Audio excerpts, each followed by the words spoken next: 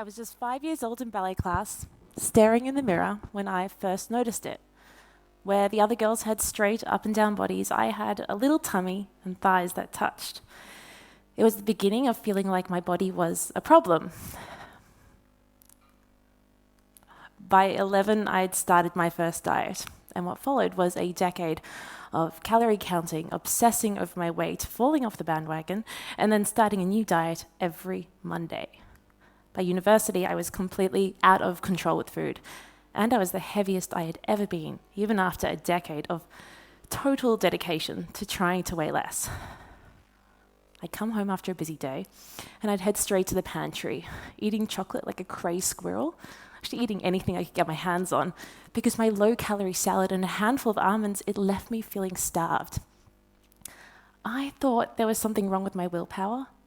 What I didn't realize is that there was nothing wrong with me, but rather, relying on your willpower to be healthy, it's a bit like hoping your cat will wake you up for an important meeting.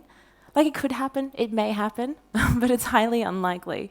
And ultimately, there are far better ways to do it. Today, I am a dietitian and nutritionist who is fascinated by the psychology of eating and how changing your thoughts and rewiring your brain can help you finally eat the way you've always wished you could. Because from the time you were born, you've received messages about food, good, bad, healthy, unhealthy, that have shaped the way you think. And if you're a parent, you're now influencing your child's relationship with food, for better or for worse. What you might not realize is the profound impact of these stories, and that they can be rewritten. So today I'm going to start to tell you a new story. As part of my recovery, I started digging into the research because I was like, there's got to be a better way. Come on, surely a better way. And that's when I came across a great study from 2011, which I call the milkshake experiment, by researcher Elia Crum and her team. They gave participants a milkshake to drink and told them, this milkshake, it only contains 140 calories, it's fat-free, and it has no added sugar. It's a truly guilt-free experience. Then they took blood samples, specifically measuring ghrelin levels. Now, ghrelin is your hunger hormone. Essentially, when you are hungry, ghrelin levels are high. As you eat, ghrelin levels tend to go down, helping to curb your hunger. The following week, they gave them another milkshake. Except this milkshake was called an indulgence, 620-calorie, full-fat milkshake. Once again, they measured ghrelin levels. And what they found is exactly what you would expect to find after someone has a full-fat, high-calorie milkshake. Ghrelin levels dropped 3 times more compared to when people had the low-calorie option. The thing about the milkshake is it was actually the exact same milkshake, both containing 380 calories. The only difference is what participants had been told about the milkshake. What I think is so cool and fascinating about this study is it shows how simply thinking differently about food can change how your body responds to it. In 2020, researchers also from Harvard University played the same psychological trick on participants, except this time, instead of milkshakes, they gave a group of people with type 2 diabetes either a diet soft drink or a normal soft drink. And then instead of measuring hunger, they measured blood sugar levels. What we know is if your blood sugar levels are too high, too often, for too long, that can cause damage to your body. What they found is that those who had the full sugar soft drink had significantly higher blood sugar levels. The catch? Well, you guessed it. It was actually the exact same drink, both containing 15 grams of sugar. The only difference, the messaging. So what is stopping us from being able to utilize this incredible mind-body connection to be healthier, right? Well, there are some obstacles to overcome. The first obstacle to overcome is misinformation. Most health advice is inaccurate. A recent study found that only 2.1% of the health advice on TikTok, the world's fastest growing social media platform, is correct. Just for some perspective, this is 2% and this is 2%. It is a sign of the times when 56% of Gen Zers report turning to TikTok for health advice, with 1/3 saying it is their main source of health advice, a trend that I think is only likely to increase. Another obstacle to overcome is scare tactics. Because if only 2% of health advice on TikTok is accurate, what percentage is both accurate and helpful? Because of course we know something can be true and also be harmful at the same time. Let's take, for instance, multitasking. Like multitasking, it's very efficient until you find yourself texting, listening to a podcast while you're trying to make dinner and wondering why you just put your phone in the microwave. These days, it is normal, so normal, to see things like sugar is bad for you on your newsfeed. And while it's true that eating too much sugar, particularly if it's processed, is not good for your health, this doesn't actually help us make lasting change. Because what ends up happening is people fear that a banana contains too much sugar, and they end up going for a highly processed protein cookie that makes them feel bloated, costs 3 times more, and gives you really stinky farts. Our social media algorithm rewards creators who use this fear-led, controversial, black and white headline to grab attention. So sensationalized misinformation spreads. This shame and guilt approach, it's not actually leading to lasting change. I've seen it so many times before that I've created my own nutritionist guide to falling off the bandwagon. You're welcome. Step 1. Hate yourself. There is nothing like seeing a photo of yourself where you look like a constipated pigeon to initiate self-loathing. Use this shame to repel you into yet another quick fix. Step 2, create a list of forbidden foods. Cut out carbs, gluten, dairy, sugar till you find yourself Googling, what am I allowed to eat? Step 3, start tracking calories, macros. The more obsessed you become at this point, the more effective the strategy is. Step 4, face plant into the pantry. This step is now highly likely because you have increased ghrelin, that hunger hormone we talked about. You have reduced leptin, your satiety hormone, the hormone that lets you know it's time to stop eating. You're more likely to turn to food for comfort, and your body is now more likely to use those calories and convert them into fat. If you kept falling for this diet trap, I don't blame you, because I kept falling for it for more than a decade. I remember exactly where I was when I realized that I was done with diets.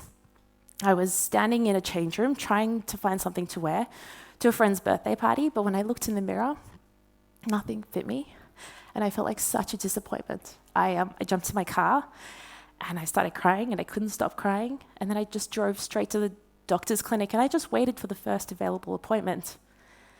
And upon seeing me and noting my now obese BMI, the doctor turned to me and he said, "Perhaps you might want to try this diet my wife is having success with." And I turned to him and I said, "I have tried. I have tried so hard for so many years. I have done countless diets. I have followed all the diet rules that you have given me, and it has left me unhealthy, anxious, and utterly exhausted." He was stunned. And he looked at me and he said, "Wow, Lyndi, you're right. Diets really are a trap." Okay, he didn't say that last bit. That would have been really great if he did. He did not say that.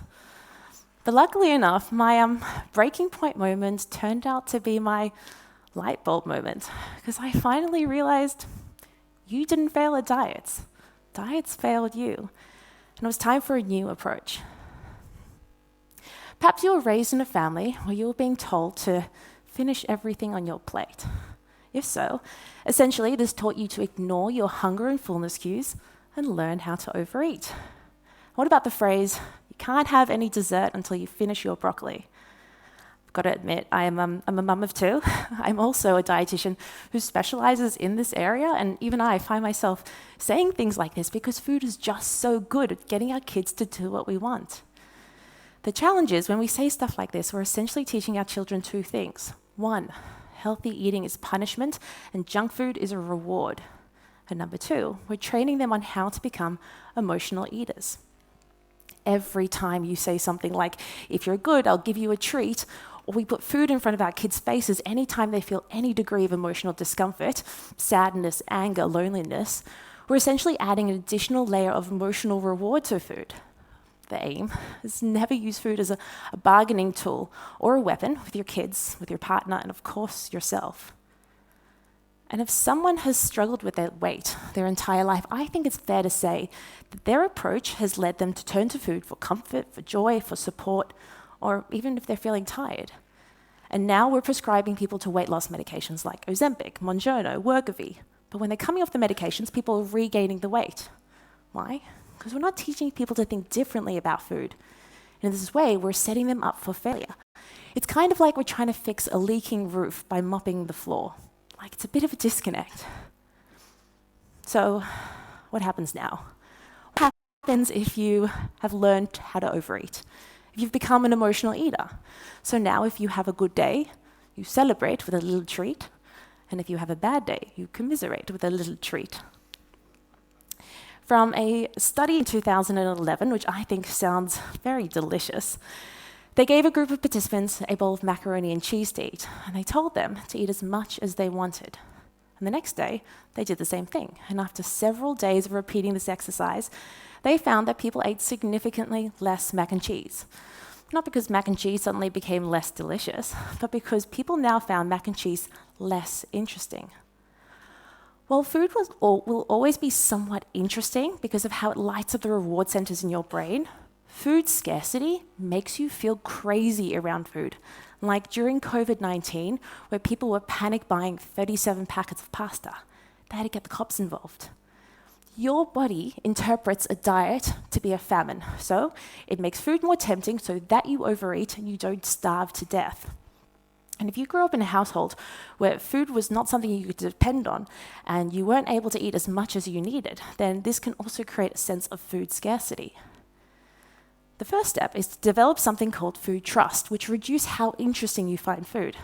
And no, I'm not suggesting that you make food taste boring and bland.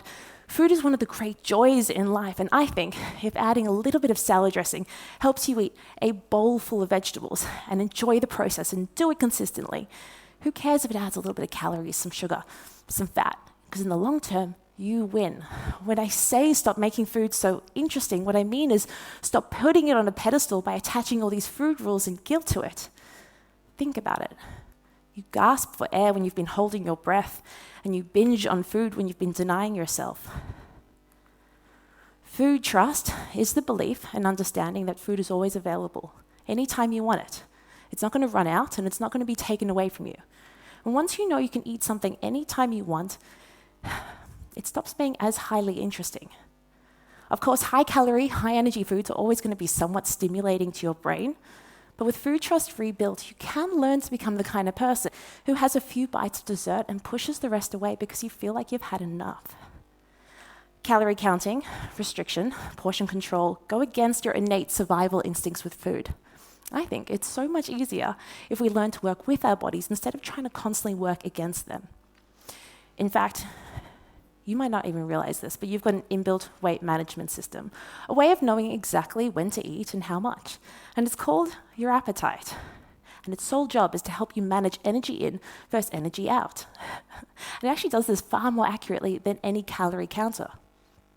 You listen to your body when it's time to go to sleep or when you need to go to the toilet, but you've learned to ignore your hunger and fullness. And ideally, you should feel hungry multiple times a day, every single day, yet you probably rarely feel hungry.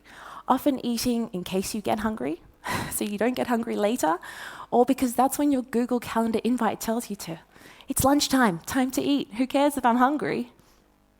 The phrase, breakfast is the most important meal of the day, is actually an advertising slogan developed by Kellogg Company in 1917 that was so successful it's been accepted as truth, even though it's not supported by the evidence. So then, what do? How do we start to listen to our hunger, particularly if you've taught yourself or learned how to ignore it? The hunger scale is a very, very useful tool.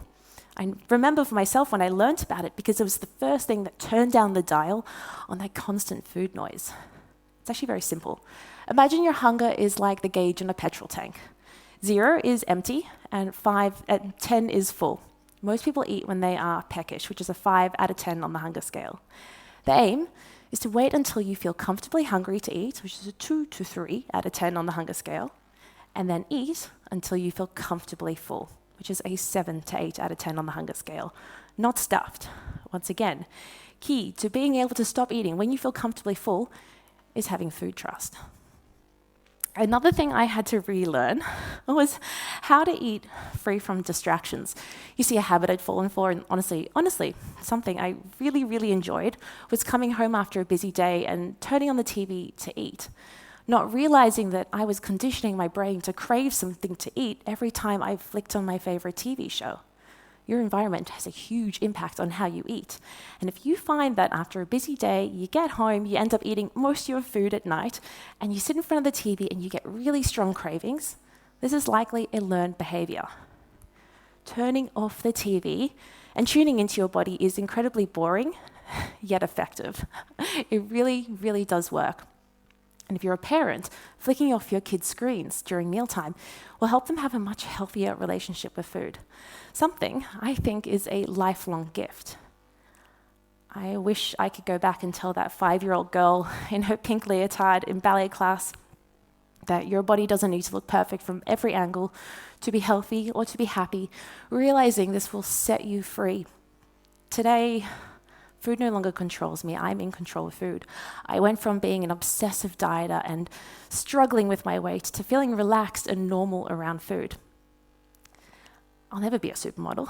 And I've also realized it's not worth sacrificing 95% of your life to weigh 5% less.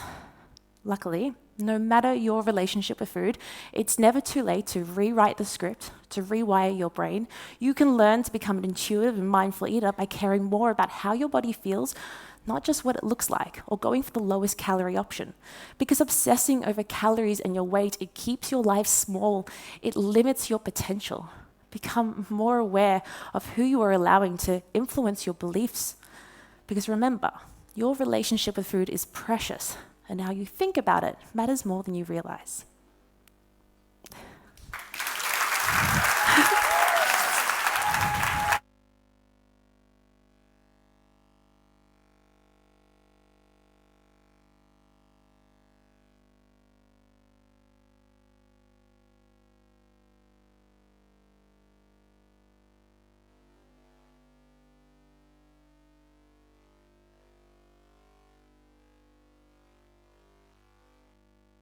Introducing our next speaker, Joe Scott, presenting